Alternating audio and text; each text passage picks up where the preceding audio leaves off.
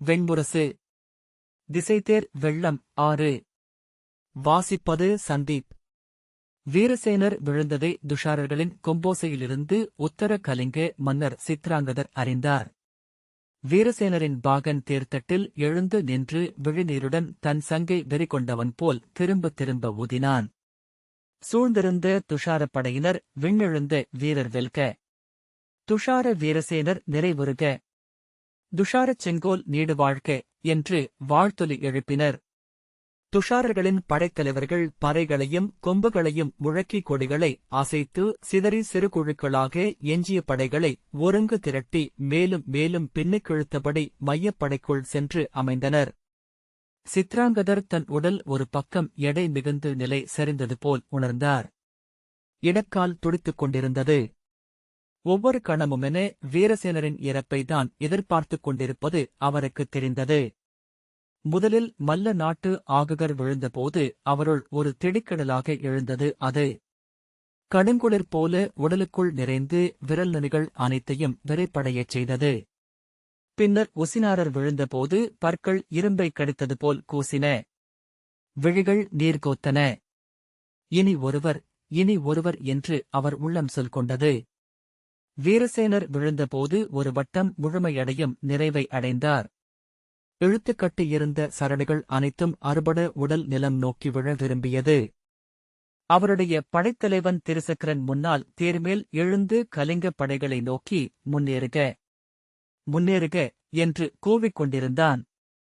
அவருடைய மைந்தர்கள் சித்ரரதனும் சித்ரபாகுவும் இருபுறமும் தேர்களில் போரிட்டபடி முன்னால் சென்று கொண்டிருந்தனர். பின்னாலிருந்து முரசொலியாக சகுனியின் ஆணை வந்தது.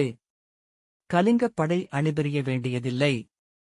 3 கலிங்கங்களும் இணைந்து வடிவை நிலை நிறுத்துக. பருந்து பறந்து முன்னேறட்டும். நாரையின் சிறகுகளை சிறகால் உடலை உகிரால் எதிர்கொள்க. செல்க செல்க. அவருக்கு வலப்பக்கமிருந்து சித்ரரதன் இளைய பாண்டவர் நம் படைகளில் ஒரு பகுதியை முற்றழித்து விட்டார். பருந்தின் கழுத்துக்குள் ஊடுருவிக் கொண்டிருக்கிறார் என்றான். இடப்பக்கம் இருந்த சித்ரபாகு அவரால் உள்ளே வர முடியாது. இன்னும் சற்று நேரத்தில் முற்றிலும் சூழ்ந்து கொள்ளப்படுவார். ஒருவேளை இன்றே களம்படுவார் என்றான். சித்ரரதன் உரக்க நகைத்து அணைவதற்கு முந்தைய தழலெழுகை என்றான். எச்சொற்களும் அவர் உள்ளத்தில் பதியவில்லை. தேர்ந்த பயிற்சியால் தன் முன்வந்த அம்புகளுக்கு உடலொழிந்தும் வில்லெடுத்து இலக்கு கூர்ந்து கவசங்களின் இடைவெளி நோக்கி வீரர்களை வீழ்த்தியும் முன் சென்று கொண்டிருக்கையில் அவர் உள்ளிருந்து இரு விழிகளும் சிறுபறவையின்றாகி பறந்து மேலெழுந்து கீழே படைக்கலங்களும் உடல்களும் கொந்தளிக்கும் போர்ப்பரப்பை பார்த்து திகைத்து தத்தளித்துக் கொண்டிருந்தன. பின்னால் தன் மையப் படைகள் அகன்று விலகிக் கொண்டே இருக்க அதை சற்றும் பொருட்படுத்தாமல் பீமன் மேலும் மேலுமென பருந்தின் கழுத்தை வெட்டி உள்ளே வந்து கொண்டிருந்தான். அவனுடைய சூழ்படை அவனிலிருந்தே வெறியைப் பெற்றிருந்தது. அவனைப் போலவே உடலசைவுகள். அவனுடைய அதே போர்க்கூச்சல். பீமனே 100 1000 பெருகியது போலிருந்தது. குருதி வழியும் கவசங்களுடன் வில்லாலும் கதையாலும் வேலாலும் கொன்று பெருகி எழுந்து அணுகும் அப்படையில் எவர் பீமன் என்பதை ஒரு கணம் விழிமயங்கி தெளிந்த பின்னரே உணர முடிந்தது. 3 கலிங்க நாடுகளும் ஒன்றென கலந்துருவானது கலிங்கப்படை எனினும் 1000தவரும் 100வரும் தங்கள் பழைய அடையாளங்களுடன்தான் படைகளுக்குள் திரண்டிருந்தனர். மையக்கலிங்க மன்னர் சுதாயுஷ் தன் 4 மைந்தர்களுடன் முகப்பிலிருந்தார். அதன் இடது எல்லையில் தட்சிண கலிங்க நாட்டு மன்னர் சூரியதேவர் தன் இளையோன் கேதுமானுடனும் 7 மைந்தர்களுடன் படை நடத்தினார். அவர்களிருவரையும் திருஷ்டத்யும்னனின் படைகள் எதிர்கொண்டன. நாரையின் கழுத்து நன்றாக வளைந்து 3 முனைகள் கொண்ட அலை போலாகி பருந்தை வளைக்க முயன்று கொண்டிருந்தது. பீமன் மட்டும் அந்த படை சூழ்கையின் வடிவ ஒழுங்கையும் மீறி மேலும் மேலுமென நீண்டு உள்ளே வந்திருந்தான். திருஷ்டத்யும்னை தடுத்து நிறுத்தவும் மேலும் மேலுமென பின்னால் தள்ளிக்கொண்டு செல்லவும் கலிங்கப் படைகளால் இயன்றது. அவர் விழியோட்டித் திரும்பிய கணத்தில் பீமனின் தேரை நெடுந்தொலைவில் கண்டார். மறுகணம் மிக அருகிலென உணர்ந்தார். உள்ளம் திடுக்கிட்டு வில் கை நழுவிய போது பாய்ந்து பிடித்து அந்த நிலைக்குலைவால் 2 அம்புகள் தோளிலும் தொடையிலும் தைக்க முட்டுகள் மடித்து தேரில் அமர்ந்து தலையை நன்கு குனித்து தேர்தட்டின் மேல் பதித்துக் கொண்டார். மூடிய விழிக்குள் பீமனின் தேர்முகப் பிலாடிய வீரசேனரின் வெட்டுண்ட தலை அவருக்கெனவே வெட்டி வைக்கப்பட்டது போல் தெரிந்தது. திறந்த உதடுகளுக்குள் 2 பற்கள் சற்று எழுந்தன. கண்கள் களைப்பும் சலிப்பும் கொண்டவை போல் நிலைத்திருந்தன. அவர் குமட்டல் கொண்டு வயிற்றை எக்கி வாயுமிழ்ந்தார். அதுவரை அவர் வீரசேனரின் முகத்தை பலமுறை நோக்கியிருந்தார். அது போரில் ததும்பும் முகங்களில் ஒன்றாக இருந்தது. இறந்த முகம். இங்கே அனைத்து முகங்களும் இறந்தவர்களுடையவைதானா? அவர் புண்பட்டு விழுந்து விட்டாரென்றெண்ணி பாகன் தேரை பக்கவாட்டில் திருப்பி படைப்பெருக்குக்குள் அமுழ வைக்க முயல தன் உடலிலிருந்த அம்புகளைப் பிடுங்கி வீசியபின் எழுந்து செல்க செல்க என்றார் சித்ராங்கதர். தந்தையே என்று சித்ரரதன் கூவினான். ஒன்றுமில்லை ஒன்றுமில்லை. படை முன் செல்லட்டும் என்று சித்ராங்கதர் கூறினார்.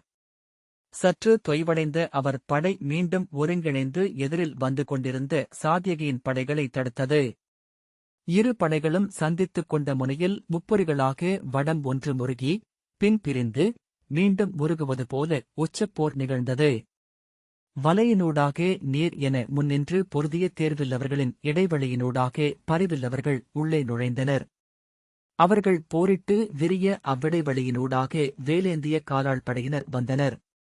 அவர்களை கலிங்கத்து தேர்வில்லவர் சூழ்ந்து கொண்டு அம்புகளால் தாக்கினர். தேர்கள் தாக்கி அழுத்திப் பிரித்து தேர்களை புறவிப் படைகள் சூழ்ந்து கொண்டன. கலிங்க படைத்தலைவன் யுதாமன்யுவை சாத்யகியின் அம்பு தலை கொய்து சென்றது. துணைப்படைத்தலைவன் சித்ரரூபன் தேர்தட்டில் அலறி வீழ்ந்தான். அவர்களின் துணைப்படையினர் நிலை குலைந்தபோது சாத்யகியின் படைவீரர்கள் தேர்களிலிருந்து நீள்வேல்களை ஊன்றி தாவி வந்து தேர்களிலேயே தொற்றிக்கொண்டு வாளால் வெட்டி வீழ்த்தினர். சினத்துடன் முன் செல்க, அந்த யாதவனை எதிர்கொள்க, உறுதி கொள்க என்று சித்ராங்கதர் ஆணையிட்டார். அவருடைய தேர் கீழே விழுந்து கிடந்த உடைந்த சகலங்களின் மீதும் புண்பட்டோர் உடல்கள் மீதும் ஏறிச் சரிந்து எழுந்து அலை கொண்டு சென்று சாத்யகிக்கு நேர் முன்னால் வந்தது.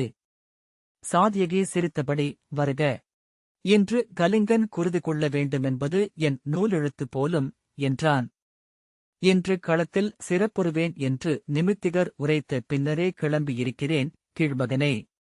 அது இழிகுலத்தோனாகிய யாதவனுடன் போர் புரிந்தல்ல, உன்னை இங்கு ஏவிய க்ஷத்திரியர்களுடன் வில்கோர்ப்பதனூடாக என்றார் சித்ராங்கதர். அவர்கள் இருவரின் அம்புகளும் வானில் சந்தித்தன. நாணெழுத்துதான் விடும் ஒவ்வொரு அம்பையும் அவன் எளிதாக தவிர்ப்பதை அவன் அம்புகள் தன் தேரிலும் கவசங்களிலும் அனற்பொறி கிளம்ப வந்து அறைவதை சித்ராங்கதர் உணர்ந்தார். மைந்தர்களை துணைக்கு அழைக்க வேண்டுமா என்று அவர் எண்ணுவதற்குள்ளாகவே 2 மைந்தர்களும் அவருக்கு இருபுறமும் வந்தனர். கொல்க கொல்க என்று கூவியபடி அவர் சாத்யகியை நோக்கி அவர்களை ஏவினார். சாத்யகியின் கவசங்கள் மேல் பட்டு முனை மழுங்கி உதிர்ந்தன அவர்களின் அம்புகள். அவன் நாணெழுத்து அம்பெடுக்க வலக்கையை சற்றே தூக்கிய இடைவெளியில் முதல் முறையாக அவர் அம்பு சென்று அவன் உடலை தைத்தது. சீற்றத்துடன் பிறையம்பு ஒன்றை எடுத்து இழுத்து வலப்பக்கமாக விட்டு அவன் சித்ரரதனின் நெஞ்சை பிளந்தான். அவன் ஊதி அணைக்கப்படும் சுடர் என ஓசையிலாது தேர்தட்டில் விழுந்தான். மைந்தா என்று அலறி அவர் திரும்புவதற்குள் அவருடைய தோளில் சாத்யகியின் அம்பு பாய்ந்தது.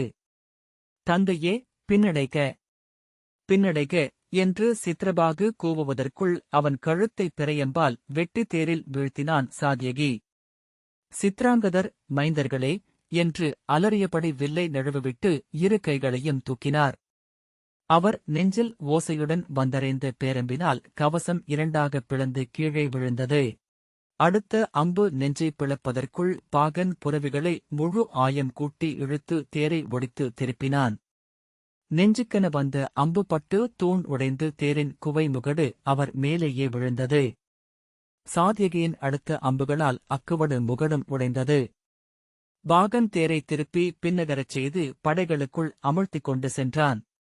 தன் மேல் விழுந்து தேர்க்குவடுக்குள் உடல் வளைத்து முழங்காலில் அமர்ந்து நடுங்கிக் கொண்டிருந்தார் சித்ராங்கதர். அவர் நெஞ்சு உறைந்தது போலிருந்தது. இத்தனை எளிதா? இத்தனை பொருளற்றதா? அவர் உள்ளம் சொல் கொண்டபோது இவ்வளவா? இவ்வளவேதானா என வீறிட்டது. இருபுறத்திலிருந்தும் அவர் தேருக்குள் பாய்ந்தேறிய காவல் வீரர்கள் அவரைப் பற்றி பின்புறத்தினூடாக இழுத்து கீழே இறக்கினார்கள். மறுவொரு விரிப்பில் அவரை இட்டு இருபுறமும் பற்றி மேலும் மேலும் படைகளுக்குப் பின்னால் கொண்டு சென்றனர். பின்னிலிருந்து என்னாயிற்று என்னாயிற்று என்று துரியோதனனின் வினா எழுந்தது. புண்பட்டிருக்கிறார் புண்பட்டிருக்கிறார் என்று கலிங்கத்தின் முரசுகள் மறுமொழி சொல்லின. படைகள் நடுவே வந்து கொண்டிருந்த மருத்துவ வண்டிக்குள் அவரை கொண்டு சென்று படுக்க வைத்தனர். அங்கே முன்னரே கடந்த இளவரசர்களில் ஒருவன் இறந்துவிட்டிருந்தான். அவன் மூக்கில் கை வைத்த பின் மருத்துவர் தலையசைக்க அவனை மறுபக்கத்தினூடாக கொண்டு சென்றனர். பிறிதொருவன் மெல்ல முனகியபடி தலையை அசைத்துக் கொண்டிருந்தான். அவன் வாயிலிருந்து மூச்சு வெம்மையான குருதிக்குப் புலங்களாக வெடித்தது. அவன் உடலில் எழுந்த வலிப்பில் திடுக்கிட்டு எழப்போகிறவன் என தோன்றினான். வழிந்த குருதி வண்டியின் விளிம்பில் மழைநீர் என சொட்டியது. சித்ராங்கதர் அக்குருதி மேலேயே படுக்க வைக்கப்பட்டார். வெங்குருதி உடலில் பட்டதும் விழிப்பு கொண்டு மைந்தா மைந்தா என்று கூவினார். இது களம், அரசே. சற்று உளங்கூறுங்கள் என்று ஏவலன் சொன்னான். மருத்துவர் அவர் தலையைப் பற்றி சற்றே தூக்கி இளஞ்சூடான மதுவை அவர் வாயில் விட்டார். பாலையில் கைவிடப்பட்டவன் நீரை என வாய் நீட்டி அதை அள்ளி இழுத்து அவர் அருந்தினார். ஒவ்வொரு துளியும் உடல் முழுக்கச் சென்று தசைகளை உயிர்கொள்ளச் செய்தது. வயிற்றுக்குள் உலை ஒன்று பற்றிக்கொள்வது போல. குருதியிலோடும் அமிலத்தை உணர்ந்தபடி கண்களை மூடி உள்ளே சுழன்ற ஒளிப்புள்ளிகளை பார்த்துக் கொண்டு படுத்திருந்தார். மருத்துவர் அவர் உடலிலிருந்து அம்புகளை பிடுங்கினர். அவை அசைந்தபோது நரம்புகள் வலிகொண்டு சுருண்டு அதிர்ந்தன. அகன்றபோது புண்வாய் அனல் என எரிந்தது. அவற்றின் மேல் மருந்தும் மெழுகும் வைத்து மரவொரியால் இறுக்கிக் கட்டினர். இரு இடங்களில் அம்பு கிழித்த தசையே குதிரைவால் மயிரால் இழுத்துக் கட்டி அவற்றுக்கு மேல் மரவொரி சுற்று அமைத்தனர். அவர் மூக்கில் புகைக்குடுவையை வைத்து அகிபீனா என்றார் மருத்துவர்.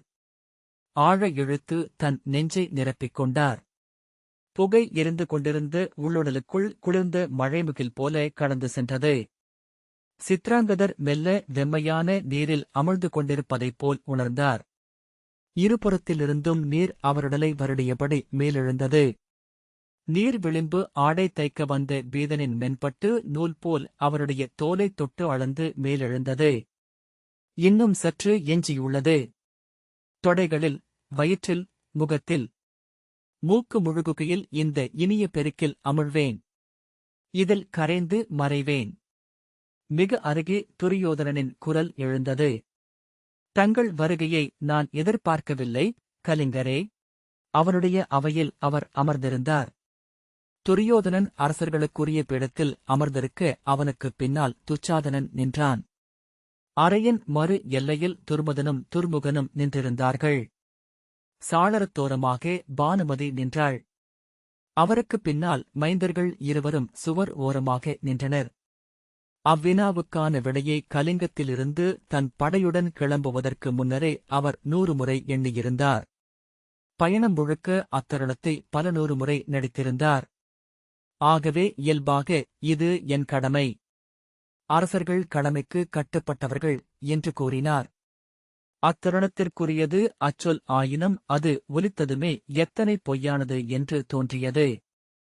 துரியோதனன் அந்த முறைமைச் சொற்களால் சற்றே எரிச்சலுற்றவன் போல முகக்குறி காட்டி உடனே புன்னகைத்து, ஆம், நாம் பிறப்பதற்கு முன்னரே ஆற்ற வேண்டியவையும் அடிபணிய வேண்டியவையும் எதிர்க்க வேண்டியவையும் வகுக்கப்பட்டுவிட்டன. பிறப்பு முதல் இறப்பு வரை எழுதப்பட்ட பிறகே அரசன் பிறக்கிறான் என்று நிமித்திகர்கள் கூறுவதுண்டு என்றான். அவன் சொல்வதும் அணிச்சொல் என்று உணர்ந்தாலும் அவர் உடல் மெல்ல தளர்ந்தது. கைகளை பீடத்தின் கைப்பிடி மேல் வைத்து சற்றே சாய்ந்து, மெய். ஆயினும் அந்தந்த தருணங்களில் பெரும் மனக்கொதிப்பை அடைகிறோம். நான் பொய்யுரைக்க விரும்பவில்லை. என் அரண்மனைக்குள் புகுந்து மணத்த நேர்ப்பு அன்றே என் மகளிரை நீங்கள் சிறைப்பிடித்துச் சென்றதை பல ஆண்டுகள் என்னால் மறக்க இயலவில்லை. ராஜபுரம் அந்த அடியிலிருந்து மீளவே இல்லை. நாங்கள் ஆற்றலற்றவர்கள் என்பது நிறுவப்பட்டது. ஆகவே எங்கும் மதிப்பில்லாதவர்கள் ஆனோம். ஆனால் அஸ்தினபுரி படைத்துணை செய்யக்கூடும் என்பதனால் மட்டுமே தாக்கப்படாமல் இதுவரை கடந்து வந்தோம் என்றார் சித்ராங்கதர். அஸ்தினபுரியுடன் போர் கொண்டெழுவதற்கு எவ்வகையிலும் ஆற்றல் உடையதல்ல ராஜபுரம் என்பதனால் மட்டுமே அங்கு ஒடுங்கியிருந்தேன். இயலாதவனின் நெஞ்சிலெழும் வஞ்சம் எத்தனை கொடித்தென்பதை ஒவ்வொரு நாளும் உணர்ந்தேன். முற்றிய நஞ்சு நாகத்தையே எரிக்கும் என்பார்கள். துரியோதனன், கலிங்கரே, நான் பிறப்பதற்கு முன்னரே இந்த ஆடர்களம் முடிவாகிவிட்டது. இன்று அணுகியிருக்கும் இப்போர் என் மூதன்னை சத்யவதியின் ஆட்சிக் காலத்திலேயே முனை கொள்ளத் தொடங்கியது என அறிக. சென்ற 3 தலைமுறைகளாக பாரத வருஷத்தில் நிகழ்ந்தவை அனைத்தும் இப்போருக்கு அணிதிரட்டுவது மட்டுமே. நான் இயற்றியதும் அவ்வணி திரட்டலில் ஒரு நிகழ்வுதான் என்றான். எங்கிருந்தென்று அறியாமல் உளக்கொதிப்பொன்று எழுந்து அவர் முகத்தை இறுக வைத்தது. பற்கள் கிட்டிக்க சில கணங்களில் முறுகிய கைகளை ஒவ்வொன்றாக விடுவித்து உடலை தளர வைத்து அதனூடாக உள்ளத்தை இயல்பாக்கி செயற்கையாக உதடுகளை புன்னகைக்கென விரித்தார். முகத்தசைகள் புன்னகை போல், ஆனால் எவ்வண்ணமோ உள்ளத்திலும் சொற்களிலும் அப்புன்னகை குடியேறுவதை அவர் பயின்றிருந்தார். ஆம், பாரத வருஷத்தின் அரசர்கள் அனைவருமே மாபெரும் நாற்களப் படைக்களத்தின் கருக்களாகவே நின்றுள்ளனர். தாங்கள் என் மகளே கவர்ந்து வந்தது இயல்பென்றே எனக்கு தோன்றுகிறது. ஆனால் என்றதுமே துரியோதனனின் கண்களில் வந்த மாற்றத்தை அவர் கண்டார். அத்தருணத்தில் அது அவருக்கு உவகையளித்தது. அவனுடைய உள்ளத்தின் மிக நுண்ணிய பகுதியொன்றை கண்டடைந்து விட்டவர் போல் அங்கே தன் சொற்களை ஆழக் குத்தினார். சிறுகுடியினாகிய சூதனொருவனுக்கு என் மகள் துணைவியானதை மட்டும்தான் இத்தருணத்தில் என்னால் ஏற்க இயலவில்லை என்றார். ஆனால் அவர் எண்ணியது போல துரியோதனன் சினந்தெழவில்லை. துச்சாதனன் உடலில் மட்டும் எதையோ சொல்ல வருபவன் போல் ஓர் அசைவு வெளிப்பட்டது. துரியோதனன், ஆம், உங்களை புரிந்து கொள்கிறேன். ஆயினும் அங்க நாட்டின் கலிங்க அரசி பெற்ற இளமைந்தர் இன்று பெருவீரர்களாக வளர்ந்து நின்றிருக்கிறார்கள். வருங்காலங்களில் அவர்கள் பாரத வருஷத்தின் பெருநிலங்களை ஆழ்வார்கள் என்று நிமித்திகர்கள் கூறியிருக்கிறார்கள் என்றான். சித்ராங்கதர் எண்ணிச் சொல்லெடுத்து அவர்களைப் பற்றிய செய்திகளை நான் கேட்பதுண்டு. சின்னாட்களுக்கு முன் ஒருமுறை அவர்களுடைய ஓவியங்களைக் கொண்டு வந்து காட்டினார்கள். அழகர்கள். என் அரசி அவற்றை நோக்கி விழிநீர் உகுத்தாள் என்றார். துரியோதனன், இன்னும் தருணம் உள்ளது. தாங்கள் இங்கு தேடி வந்தது ஒரு தொடக்கம் என்று அமையட்டும். உங்கள் தோள்கள் பெயர்மைந்தரை அணைத்துக் கொள்ளும் தருணத்தை காத்திருக்கிறேன் என்றான். சித்ரரதன் சினத்துடன், அவர்கள் மாவீரர்களாக இருக்கலாம். நிமித்திகர் சொற்படி நாளை இப்பாரத வருஷத்தின் மீது அவர்களின் கொடியும் பறக்கலாம். சூதனின் குருதி என்பது மட்டும் மாறாது. கலிங்கம் ஒருபோதும் அவர்களை ஏற்காது என்றான். சித்ராங்கதர் அவனை திரும்பிப் பார்த்துவிட்டு, ஆம், கலிங்கம் தன் குலப் பெருமையை ஒருபோதும் விட்டுத்தர இயலாது என்றார். பானுமதி புன்னகையுடன், அதை புரிந்து கொள்ள இயல்கிறது கலிங்கரே. தீர்க்கதமசின் குருதியில் பிறந்த கலிங்க கொடிவழியினருக்கு என்றுமே தொல்குடி ஷத்திரியர்களின் மதிப்பும் அவை பீடமும் இருந்ததில்லை. உங்கள் முன்னோர்கள் செய்த அஸ்வமேதமும் ராஜசூயமுமே ஷத்திரியத் தகுதியை ஈட்டியளித்திருக்கின்றன. அதை விட்டுவிடுவதென்பது அருஞ்செல்வத்தை கையளிப்பது போன்றது என்றாள். ஆனால் அங்கர் எண்ணினால் மும்முறை அஸ்வமேதமும் ராஜசூயமும் செய்ய இயலும். அவர் மைந்தருக்கு அது இன்னும் எளிது. மிக விரைவிலேயே நீங்கள் சென்று அமரும் அவைகளில் மிகச் சிறந்ததாக அங்கம் அமையும். அன்று அவர்களின் பொருட்டு உங்களுக்கு நீங்கள் விழையும் அவைப்பீடமும் கிடைக்கக்கூடும். அதுவரை பொறுத்திருக்கலாம் என்றாள்.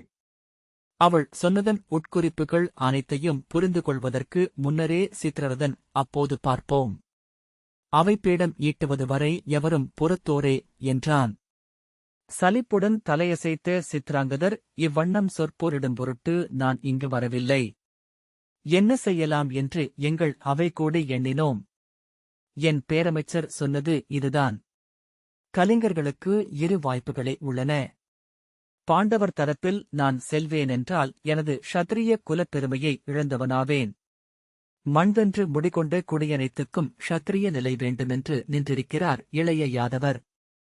அதை ஏற்று கிராதருடனும் நிஷாதருடனும் இணை அமர என்னால் இயலாது என்றார்.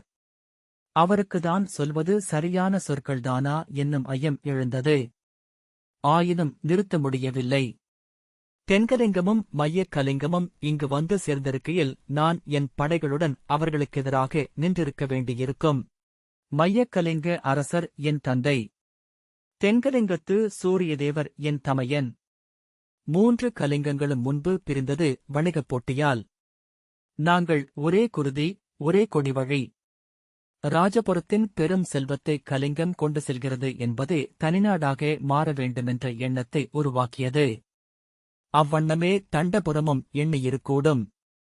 ஆனால் இன்று தோன்றுகிறது, அதைவிட முதன்மையானது எங்கள் உள்ளத்தில் மகதம் விளைவித்த திரிபு என்று. முன்பு பிரகதரும் பின்னர் ஜராசந்தரும் தங்கள் சூழ்ச்சிகளினூடாக தந்தைக்கு மைந்தரை எதிரியாக்கினர். எங்கள் நாட்டை 3 பகுத்தனர். 3டுடனும் நல்லுறவிலும் இருந்தனர்.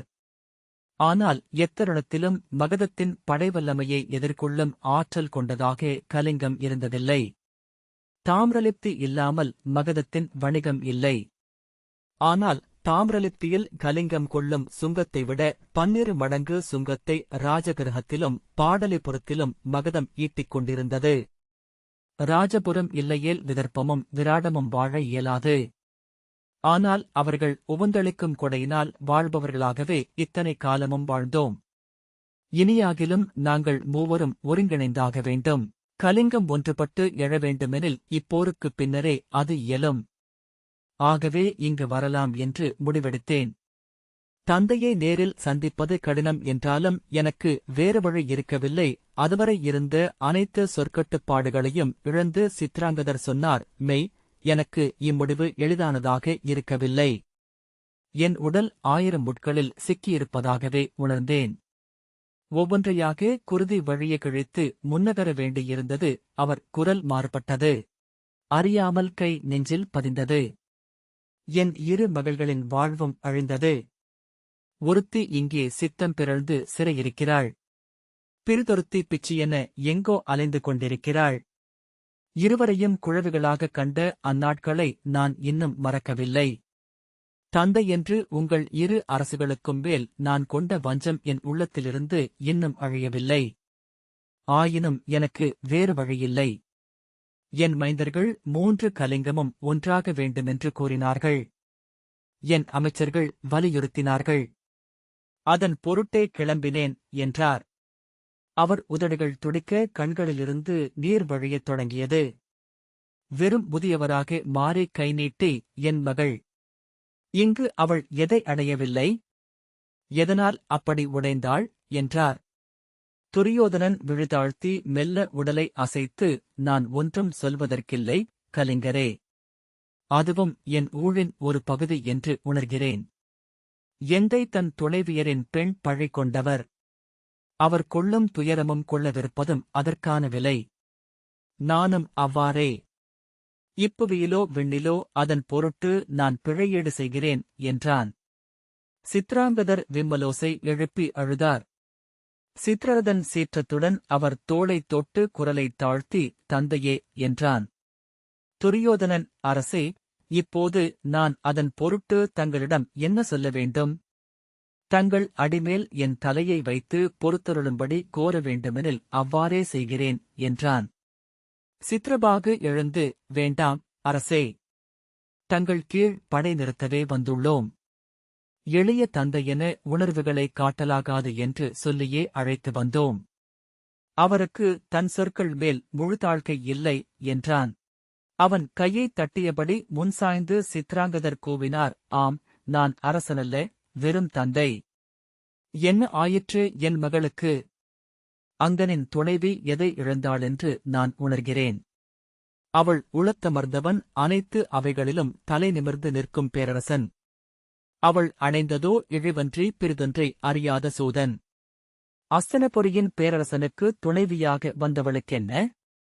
பானுமதி, ஏனெனில் அவள் 2ஆமவள் என்றாள். அவள் குரல் அழைத்திருந்தமையால் எவரோ பேசுவது போல் ஒலித்தது. சித்ராங்கதர் திறந்த வாயுடன் ஒரு கணம் திகைத்து அவளைப் பார்த்தார். அவர் கன்னங்களில் விழிநீர் பரவி தாடி மீது நீர்த்துளிகள் நின்றன. தலை ஆடிக்கொண்டிருந்தது. பின்னர் மூச்சு சீறி தொண்டையைக் கனைத்து, ஆனால் அது அரச குடியினருக்கு இயல்பானதே என்றார். பானுமதி, அவ்வரசர்கள் புரிந்து கொள்ள எளியவர்கள் என்றாள். சித்ராங்கதர் புருவம் சுருங்க பானுமதியை நோக்கினார். பானுமதி, தெய்வம் அமர உறுதியான கருங்கல்லால்தான் பீடம் அமைப்பார்கள், கலிங்கரே என்றாள். ஒரு கணத்தில் அனைத்தும் புரிந்துவிட சித்ராங்கதர் தளர்ந்து பீடத்தில் மீண்டும் சாய்ந்தார். சில கணங்களுக்குப் பின் நீண்ட பெருமூச்சுடன் மீண்டு வந்து, ஆம், அதற்கொன்றும் செய்வதற்கில்லை. அதற்கு மானுடர் எவரும் எதுவும் செய்வதற்கில்லை என்றார். பொறுத்தருளும்படி கோருகிறேன். பிறிதொன்றும் நான் சொல்வதற்கில்லை என்றான் துரியோதனன். சித்ரரதன், இதை இனிமேல் பேச வேண்டியதில்லை, அரசே. இன்று அவையில் 3 கலிங்க அரசர்களும் ஒன்றென அமர்ந்திருக்க வேண்டும். நாங்கள் இப்படைப்பெருக்கில் ஒற்றைக் கொடியுடன் நின்று பொருத வேண்டும் என்றான். இளவரசே, உண்மையில் மையக்கலிங்க அரசர் ஸ்ருதாயுஷ் அதை முன்னரே கூறியிருந்தார். தன் மைந்தருடன் ஒன்றாக வேண்டும் என்று அவர் விரும்பினார். தென்கலிங்கத்தின் சூரியதேவருக்கும் மாற்று கருத்தில்லை. அவர்களிடையே பெரும் பிளவென ஏதுமில்லை. அவர்களிருவரும் படைகளை இணைப்பதைப் பற்றி சில நாட்களாகவே பேச்சு நடந்து வந்துள்ளது. உத்தர கலிங்கத்திலிருந்து தாங்கள் இங்கு வருவீர்கள் என்பது மட்டுமே எங்களால் எதிர்பாராததாக இருந்தது என்று துரியோதனன் சொன்னான். மூச்சுத் திணறுவது போல் உணர அவர் திரும்பி அருகிலிருந்த சித்ரரதனிடம் மூச்சு திணறுகிறது என்றார். ஆனால் அவன் இறந்த உடலுடன் அமர்ந்திருந்தான். நோக்கு நிலைத்திருந்தது. என்ன ஆயிற்று உனக்கு என்று சித்ராங்கதர் கேட்டார். அவன் உடல் பீடத்தில் பக்கவாட்டில் சரிந்தது. பீடத்தின் கீழே குருதி பெருகி வழிந்து அறையிலிருந்து வழிந்தோடுவதை அவர் கண்டார். மைந்தா என்று அலறியபடி எழுந்து அவன் தோளை பற்றிக் கொண்டதும் விழித்துக் கொண்டார். குருதிப் பெருக்கொன்றில் அவர் மூழ்கிக் கொண்டிருந்தார். மூக்கும் கண்களும் மூழ்கின. தொண்டையில் குருதியின் உப்பு. இரு கைகளாலும் அந்த வெம்மை கொண்ட நீர்ப்பரப்பை அளைந்து நீந்தி முகத்தை மேலே தூக்கினார். கைகளால் உந்தி எழுந்து அமர்ந்தார். அவர் அருகே அந்த இளவரசன் இறந்து மூக்கில் எஞ்சிய குருதிக்கு மொழி அசைவிலாது நிற்க விழிமலைத்துக் கிடந்தான். மருத்துவர், ஓய்வு கொள்ளுங்கள், அரசே. உங்களை பாடி வீட்டுக்கு கொண்டு செல்ல தேர் வந்திருக்கிறது என்றார். இல்லை, என் தேர் ஒருங்கட்டும். என்னால் போர் புரிய முடியும். நான் களம் வீழ்கிறேன் என்று சித்ராங்கதர் சொன்னார். இந்த வாசிப்பை கேட்டதற்கு நன்றி.